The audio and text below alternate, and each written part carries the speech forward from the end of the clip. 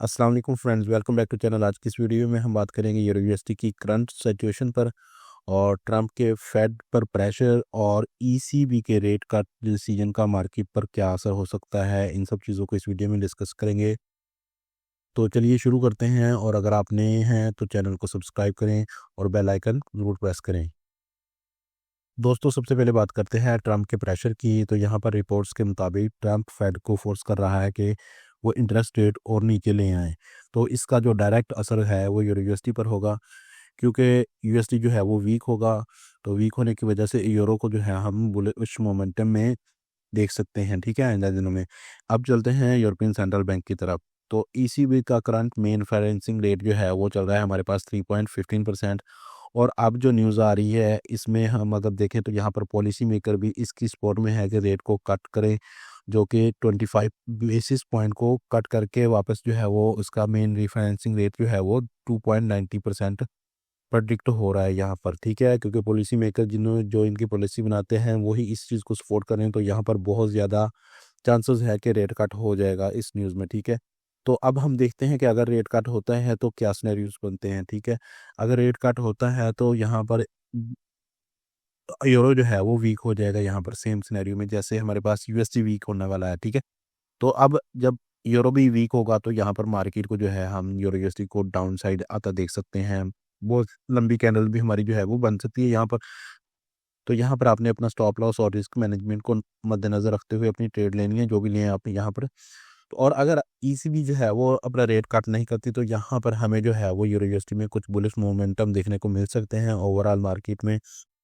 तो यहाँ बहुत सारी चीज़ें हैं जो कि आपके साथ डिस्कस करने को हैं। लेट्स से कि अभी 10 दिसंबर में ईसीबी ने अपना स्टेटमेंट बदल दिया था और कहा था कि वो रेट्स जो है वो रेस्ट्रिक्टिव लेवल पर नहीं रखेंगे। इसका मतलब है पॉलिसी अब यूरो को सपोर्ट करने के लिए शिफ्ट कर रही है, ठीक है। और अगर इंटरनल प्रेशर की बात करें तो यहाँ पर जर्मनी की इकॉनमी 2 साल से कंट्रैक्शन में है।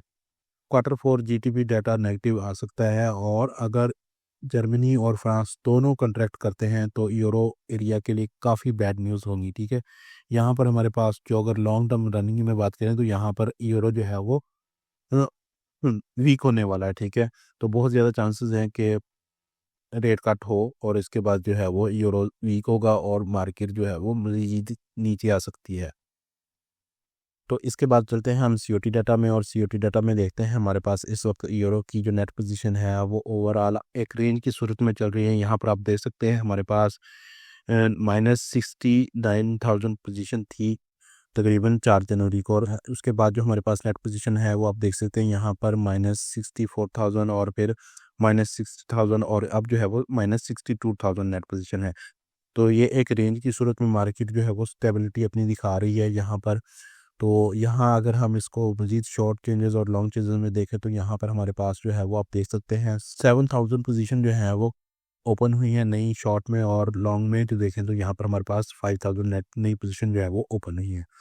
ओवरऑल अगर हम देखें तो यहाँ पर नेट पोजीशन में कोई ज़्यादा वॉलेटिलिटी नज़र नहीं आ रही है हमें, ठीक है। मार्केट जो है वो यूरो की नॉर्मल बिहेव कर रही है। तो मुझे ज़्यादा ये लग रहा है कि यहाँ पर मार्केट जो है वो कुछ गैम्बलिंग करेगी हमारे साथ, यानी कि कुछ हंटिंग करेगी। पॉलिसी मेकर जो है वो कुछ ना कुछ ऐसा करेंगे कि मार्केट को स्टेबल ही रखें, ठीक है। तो अब हम चलते हैं चार्ट की तरफ। तो चार्ट में हमारे पास इस वक्त मंथली चार्ट ओपन है, और यहाँ पर आप देख सकते हैं इस वक्त हमारे पास जो पिछले मंथ की कैंडल है वो नीचे आके बिल्कुल क्लोज हुई है, सपोर्ट के नीचे ब्रेकआउट प्रॉपर तरीके से दिया है। लेकिन अब जो हमारे पास इस मंथ की कैंडल है, जनवरी के मंथ की कैंडल है, वो अगर वापस इस एरिया तक ऊपर चली जाती है और ऊपर जाके यहाँ पर हमें क्लोजिंग देती है ऊपर वाली साइड, यानी कि इस कैंडल के ऊपर जाके क्लोजिंग देती है, तो यहाँ पर हमारे पास ये कैंडल एक बुलिश इंगल्फिंग जो है वो फॉर्म कर देगी।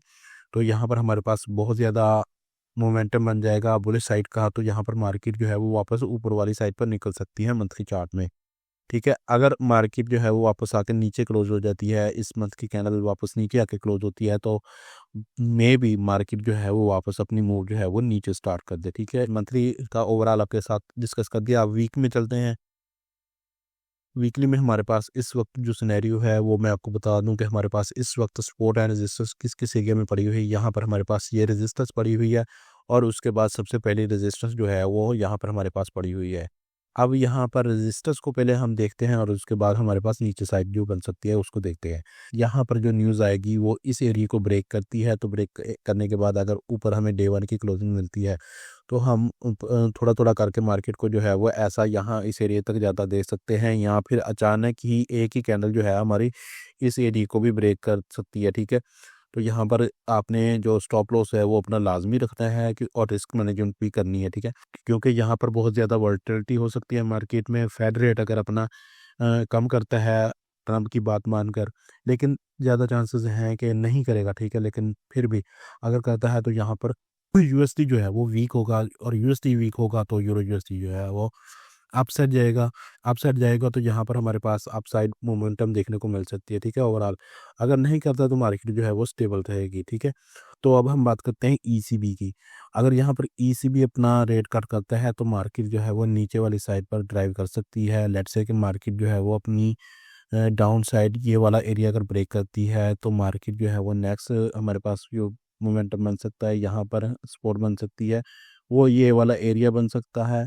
तो इस एरिया तक मार्केट जो है वो बिला झिझक आ सकती है नीचे वाली साइड में। ठीक है, तो यहाँ आपने ये ध्यान रखना है कि आपने यहाँ पर भी स्टॉप लॉस लाजमी लगाना है जब भी ट्रेड करें हैं यूरो यूएसडी में या जीबीपी यूएसडी में।